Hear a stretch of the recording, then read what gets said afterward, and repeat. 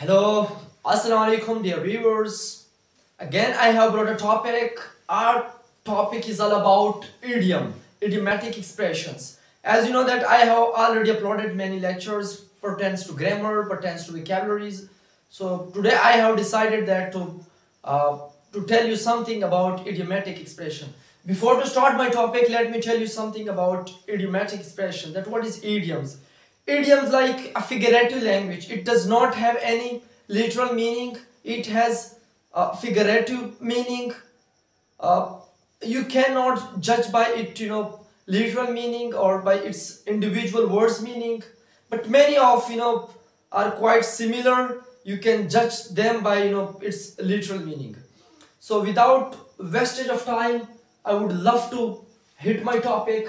Our first idiom is as clever as fox. As clever as fox. It shows that like someone is very talented, someone is very sagacious, very judicious, someone is very prudent, someone is very clever as fox.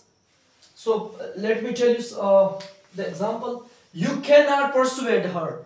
You cannot persuade her because she is as clever as fox. It means that she is quite talented. You cannot persuade her, or you cannot convince her, or you cannot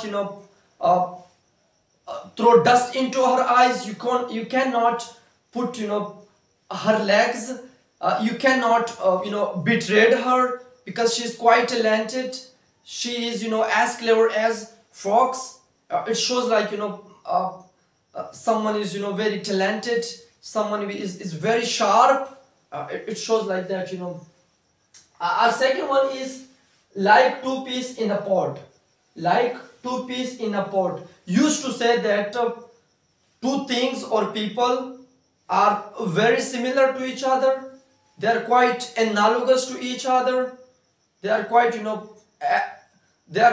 similar to each other. Let me tell you about the example. They are always together like two peas in a pod. They are always together like two peas in a pod. They are all the time together like two peas in a pod. Apart from this, you can say that you may say that my friend and I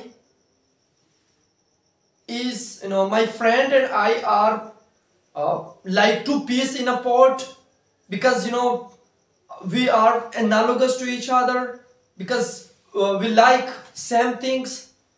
Therefore my friend and I are two peas in a pod. You may say that. Okay, the third one is as clear as crystal. As clear as crystal. It shows it emphasizes clarity both in literal and intended way. Something is quite crystal clear, something is quite lucid, or something like quite pellucid. It's like shows the clarity or emphasize when someone is emphasize the clarity. There we use this. Let me define it. Example. The water is as clear as crystal. The water is as clear as crystal. The water is quite clear. The water is quite as clear as crystal. Apart from this, you may say that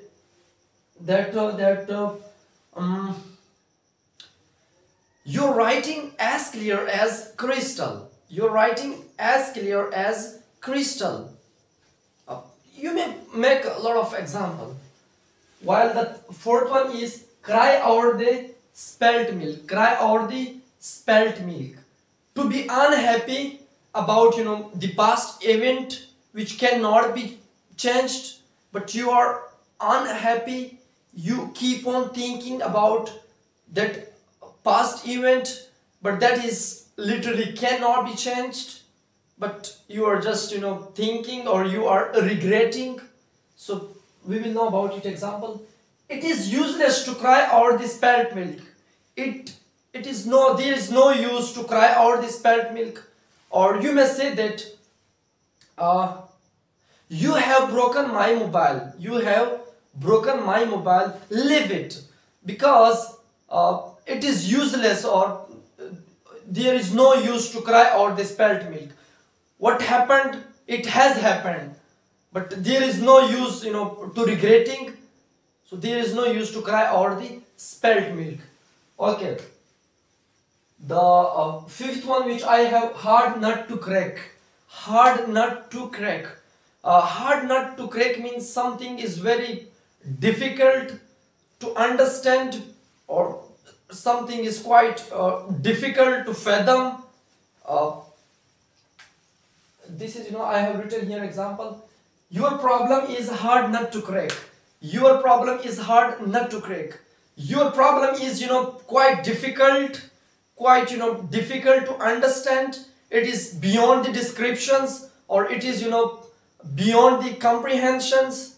I mean to say, it is, undescribable. It's quite difficult. You may say that your problem is hard nut to crack. Your problem is hard nut to crack.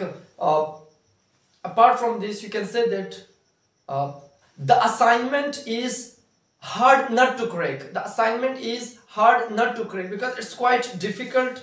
It is like a hard nut to crack. It's quite, difficult.